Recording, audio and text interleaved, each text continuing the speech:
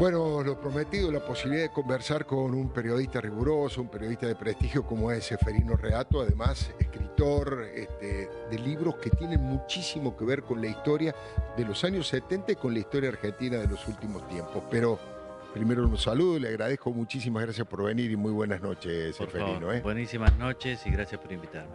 Y esta es la presentación que tenemos para vos.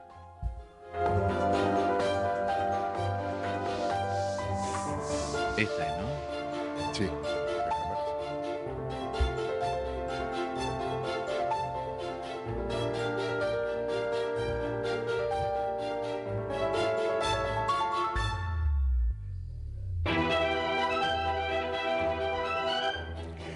Bueno, ¿correctos los datos o hay alguno que corregir? Perfecto. Que corregir o enmendar. Mirá, con una precisión periodística fulminante. Bueno, Seferino, vamos a hablar de temas de actualidad, por supuesto, Sí. después. Tengo una opinión muy favorable a cómo vos ves la realidad cotidiana del periodismo político, económico, pero vamos a hablar de tu libro, que creo que es un aporte importantísimo, porque tiene mucho que ver con, yo diría, la trama secreta, lo que hubo detrás de los indultos de Carlos Menem para los militares que cometieron terrorismo de Estado y para los montoneros. Claro. Muchas cosas para mí han sido, tal vez las conocía, pero reveladas con documentación. Por ejemplo, que los montoneros eran los más interesados en que haya esto que la Iglesia llamó, no pacificación, reconciliación nacional. Y que Montonero a través de un documento, yo no lo tenía presente, eran los más interesados. ¿Cómo es eso? Claro, porque Montonero, después de haber reconocido la derrota militar, digamos, empezó a pensar qué hacer con un problema que les planteó Alfonsín al regreso de la democracia, que fue nada menos que habilitar el procesamiento judicial por los delitos que habían cometido, Ya. cosa que no pensaban, porque ¿te acordás que Alfonsín gana un poquito de carambola, ¿no?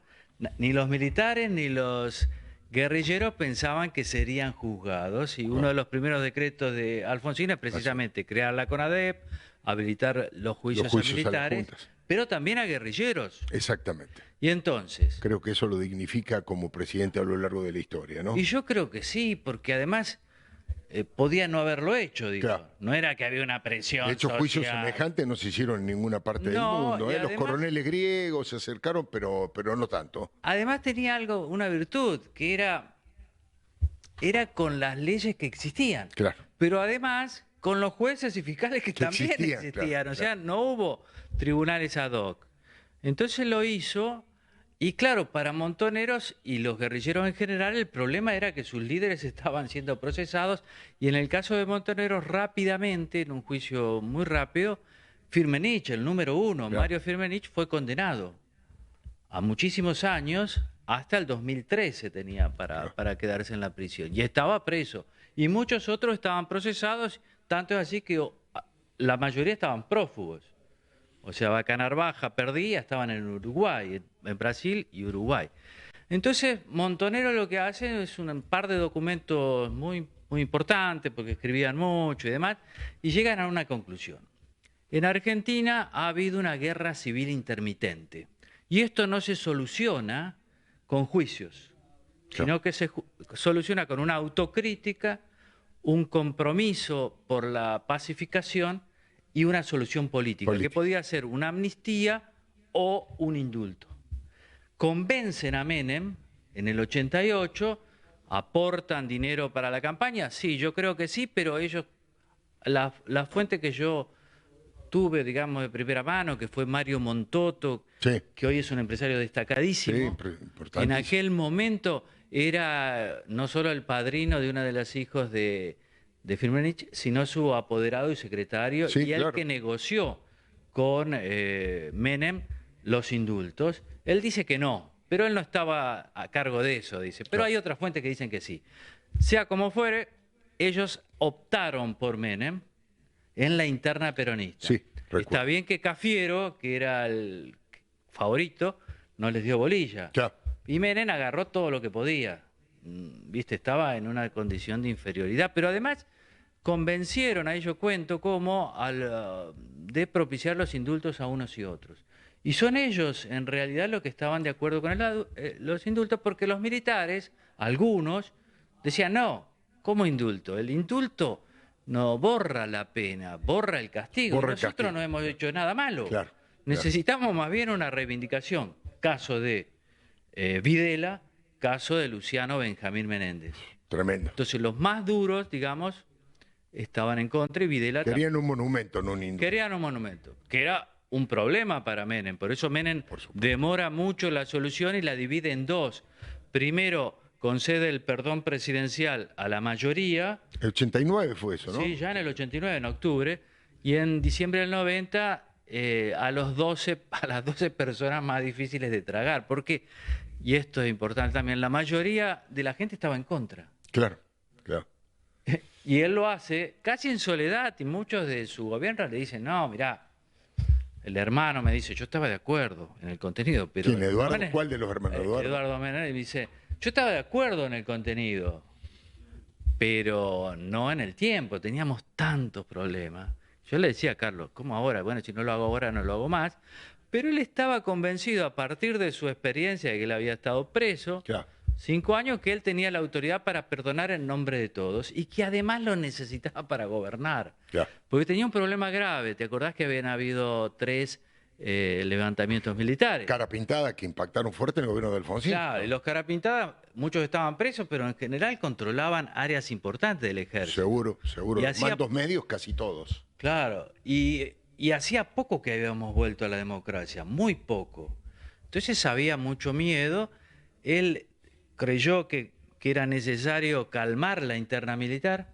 Después mostrarle a los antiperonistas que no era el cuco que los antiperonistas pensaban y que además él se había mostrado Claro. durante la campaña. Hay un excelente libro de un tal Leuco y otro tal Ay, Díaz, José Antonio. entre el cielo y el infierno, Claro, sí, sobre sí. Carlos Menem, y realmente esa campaña había metido miedo en los sectores no peronistas y antiperonistas. Entonces, bajar ese temor entre los que los peronistas dicen los gorilas, y después calmar a los peronistas, porque él comienza su gobierno 5 meses antes de lo previsto, con un drástico giro neoliberal. Claro, claro, con un ajuste, con una apuesta al neoliberalismo que en ese momento se veía como una herejía, pero ahora te confieso que yo soy uno de los que se oponía, que se oponía a los indultos, y hoy creo un poco lo que dijo Eduardo, en el sentido de que no podemos estar peleados todo el tiempo, los argentinos son cosas terribles, las guerras civiles de España, hay muchos que han logrado más o menos recomponer, aunque después vienen los Pedro Sánchez y los Néstor Kirchner a reavivar esos problemas, ¿no?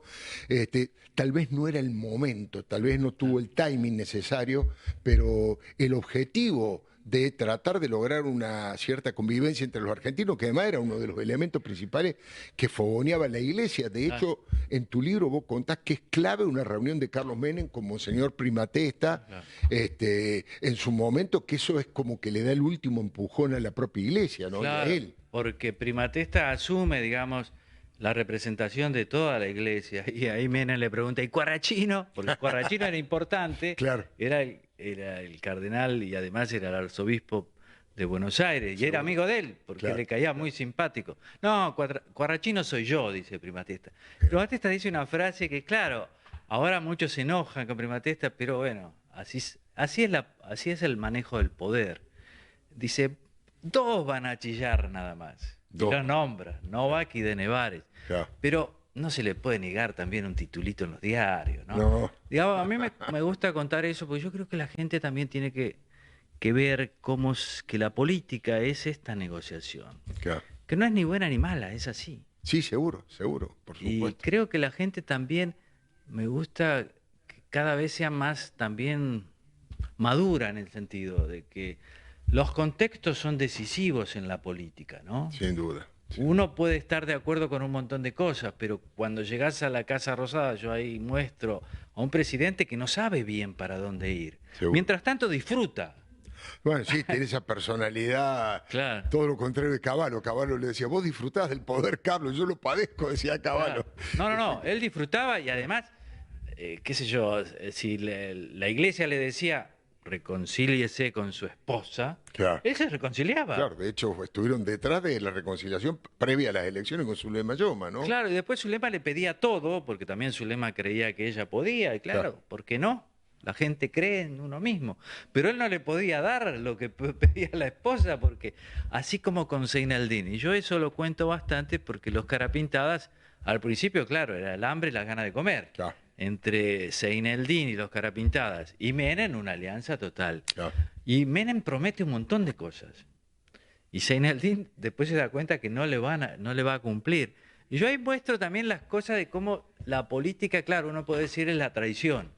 Y es una traición. Pero también hay que ver lo que podía y lo que no podía, ¿no? Pero me gusta dejar las cosas abiertas, porque muchos, algunos que lo han leído, dicen, qué traidor Menem. Y puede pensarse así, ¿por qué no? La traición es parte de la política, ¿eh? Pero La eso hay traición que es parte de la entenderlo. A mí me política, gusta... sin duda. Es la renovación y los cambios de época en su momento, si no sería todo una línea absolutamente inamovible, la política es dinámica, cambio, y va cambiando la sociedad junto Pero a además, eso, ¿no? en un momento te pueden prometer cosas, pero después no te tienen por qué poder cumplir. Seguro. Por ejemplo, yo le decía a algunos carapintadas que estaban todavía, digo, mire, ustedes, pero está bien, supongamos que Menem los traicionó, pero también Menem no le puede dar a Seinaldina el control del ejército, porque ustedes, ¿cuánto tiempo tolerarían la figura de Menem? Claro. No, nosotros no estábamos a favor. Sí, está bien, pero después la dinámica de la política. Sí, claro, hubiese sido un suicidio político. Además, yo ahí señalo algo que, viste que los periodistas sobre todo vemos mucho la discontinuidad, las fracturas. Pero a veces hay mucha continuidad en la política. Y yo creo que entre Alfonsín y Menem, respecto a cómo hicieron para quebrantar el partido militar, hay continuidad. Más allá de intereses, deseo y demás.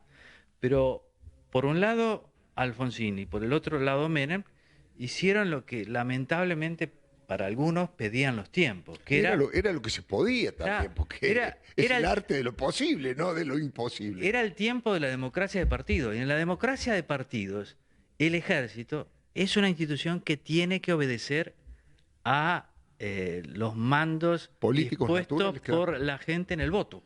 Dame el libro que lo quiero mostrar, así te llevo ahora a algunos temas. Por ahí no sé si acá está bien, ahí sí, ahí creo que se está viendo. Pues, se ve bien. Apasionante, ¿eh? Es un libro no de historia, es un libro de actualidad, porque obviamente que pone en jaque y resignifica muchos de los problemas que existen hoy, porque esa grieta hoy todavía se mantiene, esa romantización de lo que fue Montoneros, todavía la Cámpora la lleva adelante, hay sectores de los militares que todavía se sienten los ángeles salvadores de la patria, pese a que utilizaron metodologías que no tenían nada que ver con la legalidad, bueno, muchísimas cosas. Pero quiero aprovecharte, Ceferino, el tema de actualidad para los periodistas, esta oficina insólita que han creado para desmentir, para controlar el periodismo, para decir que es verdad y que es mentira. Ya han debutado en estas últimas horas con... Hay algo que no terminan de entender, que les cuesta a todos los políticos que no sean periodistas. No diferencian lo que es la opinión de la información. No, claro. Entonces, yo puedo decir, hoy fue procesado por sospecha de corrupción Diego Españolo. Eso es una información que yo estoy dando y que es absolutamente cierta. Si yo digo, me parece que esto le va a generar un problema al gobierno porque empieza a... Eso es una opinión. No va a generar ningún problema. ¿Qué sabe? Es una opinión subjetiva de cualquiera. No terminan de comprender eso. Y muchas veces, como en este caso también lo hicieron con una nota de La Nación, confunden el textual de una declaración de un entrevistado como que es la posición del periodista o la posición del medio. Pero discúlpame, me calenté. Eso pasa siempre. Sí. Yo estaba escuchando tu editorial. Max Weber tiene un librito chiquito, El político y el científico, y él habla de cuáles son los dos grandes pecados del político.